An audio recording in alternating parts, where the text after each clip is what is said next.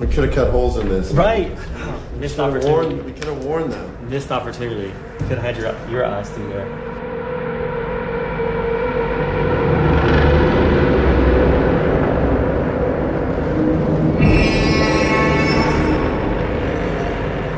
My name is Greg Nicotero. I run K&B Effects Group in Los Angeles, and I'm about to celebrate my 40th year in the industry designing creatures, makeup effects, monsters, killers, slashers, victims, you name it. I probably killed them or brought them to life. You and I, when we first got together here, we're like, hey, you know, we're gonna make a new Leatherface, and the clay is new. Let's start molding. Yeah. I wanted this to start with someone who obviously is an expert at doing it, but has that lineage of touching real things, practical things. Yeah. How do you start with that mindset? You have to put your head into the mindset of what frightens people from a visceral level. What is it about Michael Myers that's terrifying? What is it about Jason that's terrifying? What is it about these? And at that point, you look at everything that came before. You look at the original Chainsaw movie, you look at Tom Savini's, and really just seeing how that was kind of an empty canvas that you could kind of work in elements as to how you would want to. Would they use a full face? Would they use pieces of a face and stitch them together? Right. Sometimes for us, and I'm sure it's the same with you, we create our own mythology. Yeah. Even if we're wrong, you know, we could say, oh, well, he did this because that's what he, you know, that's what, we might not, it might not be anything that Kim Henkel or Toby even thought of. Right. Which puts you as the creative, if you're setting down to make a new Leatherface, you sort of become that killer in your head for what face would I have taken? How would I have taken it?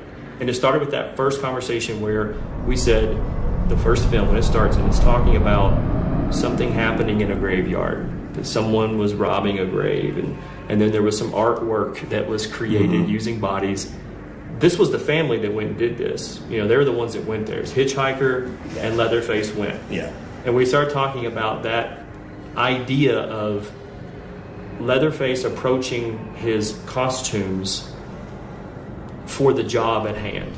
It's a character. Correct. He's created characters for himself, and those characters, it's not just like getting dressed up to go to a wedding. Right. Like if Leatherface went to a wedding, he would have a very cool mask that would go with whatever he was wearing. Right. But that's what we were really focusing on and started talking about. Okay, well, if Hitchhiker wants to go and do some grave robbing, you know he's taking the muscle. He's taking Leatherface to help. Leatherface is going to be digging. Leatherface is going to be pulling caskets out, prying caskets open. In Texas, in the heat, it made sense that he would roll his sleeves up and the suspenders help hold the pants up while he's been over digging and pulling bodies out. I remember we had the overalls. The bib overalls was an idea at one point. There was some images that had kind of flashed into my face early on in terms of just the way the hair would look, wanting the skin to dangle.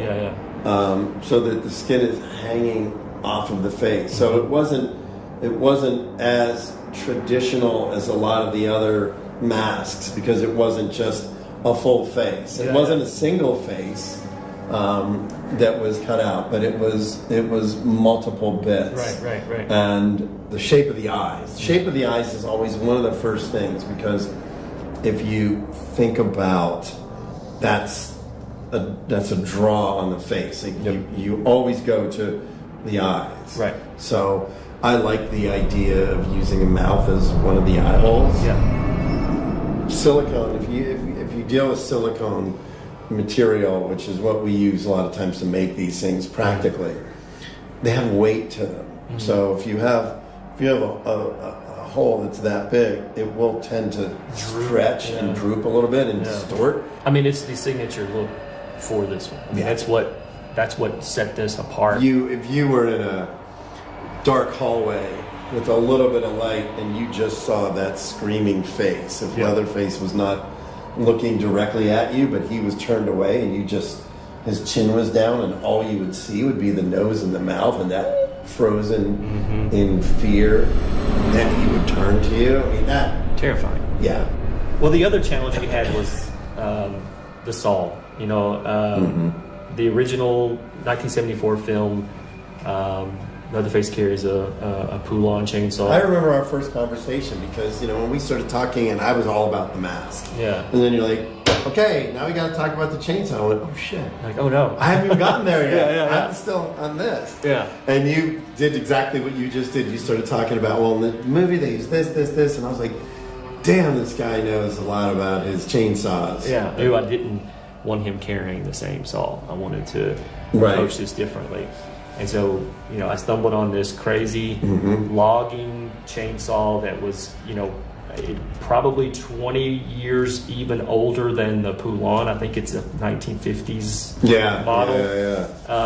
And had a brutal look to it. Even the edges of it is, again, the Poulon was it's all rounded. sleek. Yeah, It was all rounded. It wasn't correct. angular. Angular has a Right. more industrial feel. That's to right. it. It looks more like a tractor engine with a blade Yeah. on the end of it. It does. It looks Right. like a piece of farm equipment. Right. Yeah. Right. Which obviously was how that was utilized and found.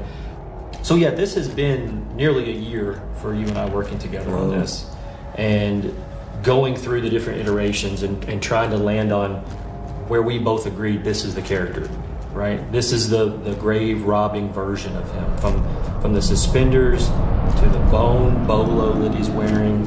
Every piece of this we thought out for this character. It was a long road to get here, but I think it was definitely well worth it. And I want to say thank you for taking the time to tackle this with us, because I know while it fits into the same mold of what you kind of know and breathe, it is still a bit of different. It is. It was really fun. It was a different experience for me to not only take a character that people know, but you know, sort of evolving it and the amount of detail that we went into to guarantee that it would be as authentic a character that lives in that world. You know, that was for me a lot of fun.